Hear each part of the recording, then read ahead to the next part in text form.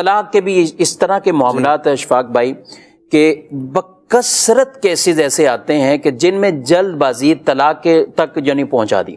یعنی اس کے بعد اب جب غصہ آتا ہے، آج کل ڈاکٹر بھی یہی کہتے ہیں، جو بھی اس میں تحقیق کرنے والے وہ کہتے ہیں کہ اگر کچھ سیکنڈ اس وقت صبر کر لیتے، خاموشی ہو جاتی، تھوڑا سا لیول پیچھے ہو جاتا، نارمل کوئی اتنا مسئلہ نہیں ہوتا.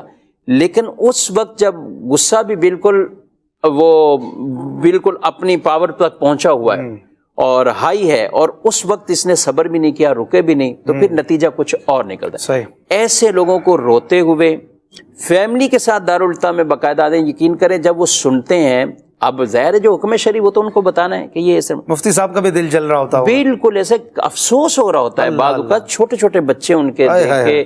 اور اب اس کے بعد جو یہ مسئلہ وہ پوچھ رہے ہوتے ہیں، اور بعض کے معاملہ کورٹ کچہریوں میں عدالتوں میں جاتے ہیں تو پھر وہ یہ جب پوچھتے ہیں کہ اب یہ بچہ کدھر رہے گا اور یہ کدھر رہے گا، ان کی عمروں کا تعین بھی، یہ 7 سال کا ہے تو یہ 7 سال تک یوں رہنا ہے، پھر ادھر رہنا ہے. یعنی سوچتے نہیں ہیں کہ ان بچوں کی ہم نے زندگیاں آگے کیا کر دیں. ان بچوں نے جن کو ابھی ماں باپ کا پیار چاہیے اور ابھی ان کو تربیت کی ضرورت ہے، سب چیزوں کی ضرورت ہے، اور ماں باپ اپنی تھوڑی سی جلد بازی یا اپنی کوئی ایسی انا اور لڑائی جس کے اندر دونوں نے ایسا معاملہ کیا کہ طلاق تک جو ہے وہ نوبت پہنچ گئی.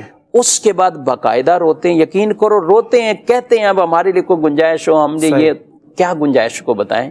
اب طلاق کا معاملہ یہ ایسا، امام اہل سنت اعلی حضرت علیہ رحمہ نے فرمایا کہ طلاق جو ہے وہ ایک پتھر کی طرح اور نکاح ایک شیشے کی طرح. فرمایا یہ شیشہ ہے اور کوئی پتھر ہے، اور یہ اب چھوڑ دیا تو شیشہ ٹوٹے گا نا. وہ یہ نہیں کہے گا کہ اس کا غلطی سے چھوٹ گیا، اس سے کم علمی کی وجہ سے یہ پتھر چھوٹ گیا، اس نے مضبوطی سے پکڑا نہیں تھا تو اس لیے پتھر چھوٹ گیا، وہ شیشہ ٹوٹ جائے گا.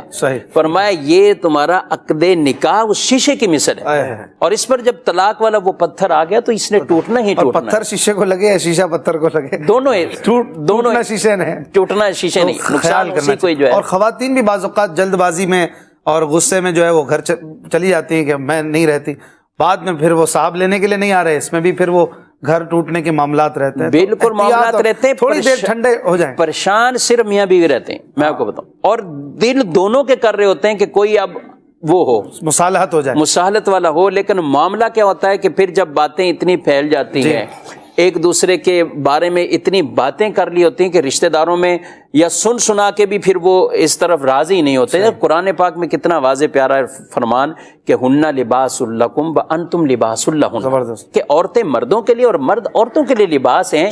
یہ لباس سے کیوں اس کو تشبیہ دی گئی ہے؟ یہ لباس ہم پہنتے ہیں تو اس لباس نے ہمارے جسم کے عیبوں کو بھی چھپایا ہوا ہے، اس نے ہمیں ستر کیا ہوا ہے، پردہ کیا ہوا ہے. یہ میاں بیوی رشتہ ہی ایسا ہے کہ جو آپس میں ایک دوسرے کے اوپر پردہ ہو. سبحان اللہ، بڑی پیاری یہ ان کا یہ ہو.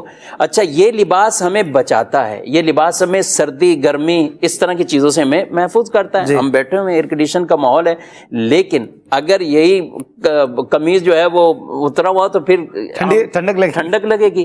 اچھا سردی ہے گرمی ہے کوئی بھی، تو اس کے مطابق آدمی لباس کا استعمال کرتا ہے کہ لباس جو اس کو پہنتا ہے لباس اس کی حفاظت کرتا ہے، لباس اس کو تحفظ دیتا ہے.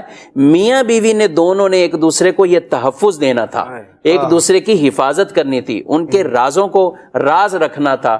جب یہ معاملات پھر پھیلتے ہیں پھر نتیجہ تو جلد بازی کی طرف آتا ہے کہ شروع میں ایک لڑائی ہوگی تھی اور اس کے بعد پچھلے سارے راز وہ اور سارے ایسے عیب جو لوگوں کو بتائے دیے جاتے ہیں پھر وہ صلح کی طرف بھی معاملہ نہیں. اور دنیا جن کو بتایا ہے ان کو ایک نیا بس ڈرامہ ملتا ہے، تھوڑی دیر کا مزہ آتا ہے، بالکل وہ لگ جاتے ہیں اپنے کام میں اور گھر آپ کا ٹوٹتا ہے.